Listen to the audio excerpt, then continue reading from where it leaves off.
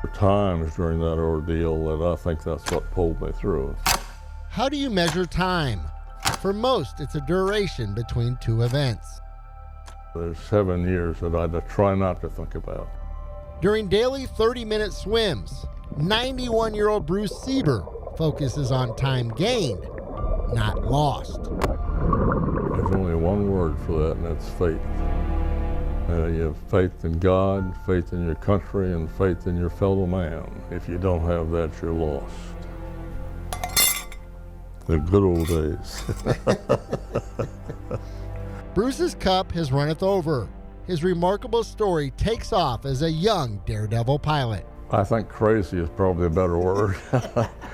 Sieber's aviation resume featured 13 ocean crossings in a single-engine plane. I don't think fear was really a factor. That changed on October 5th, 1965. As Sieber's plane was shot down over North Vietnam. I prayed a prayer of thanks to God, and a feeling came over me that I've never had before or since. There was no words spoken, but there was such a feeling that I knew I wasn't alone, and I knew that I was going to make it through that ordeal. The captain spent his first 6 months in solitary confinement. They gave you a set of pajamas, and they gave me that cup and that spoon. The first few years, it was a starvation diet. As a prisoner of war, Bruce's days turned into weeks, months, then years. It was 7 years, 4 months, and 11 days. Thanks to veterans like Bruce, he gave it all for 7 years. We don't have to walk in their shoes, but it should be our obligation to take time to honor and to know their stories. We just don't know the treasures that are around us, and we should, take time to slow down and find out about other people. The freedom. Right, well, you got a little breeze blowing.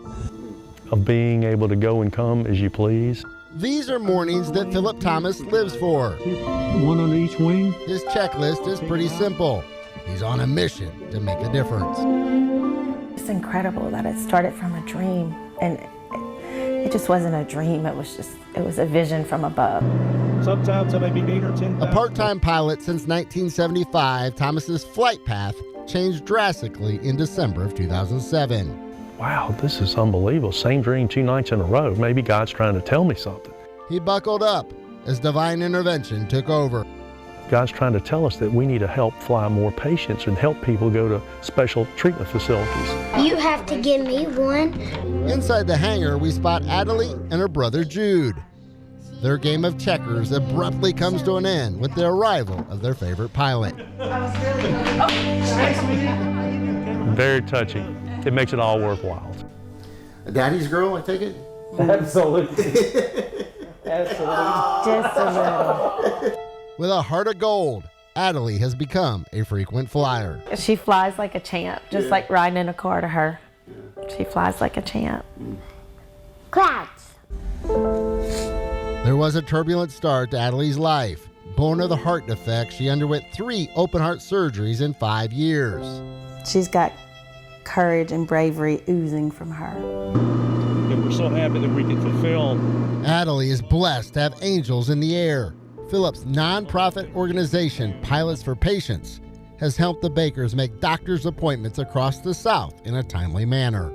And the fact that he can't come with us and we have to leave him behind. We get home sooner to him. Hope was not lost. This 26-year-old's fate changed nearly a decade ago with a routine trip to church. Open mic night. If you have a gift, come on up, share it with us. And she runs, and I tried to grab her, but I missed. So I'm sitting there, I'm praying, oh Lord, don't let my baby be embarrassed. Don't let her feel these things. It was in Hope's hands as she left her first audience speechless. She sits down and she plays the full score to her favorite movie, The Sound of Music. Most of the Sound of Music songs, and then all of a sudden, it's like that. Musicians and ministers surround me. Why didn't you tell us? Well, you had no clue. I had no clue. I walk into church with my sweetheart, and I walk out of church with a musician.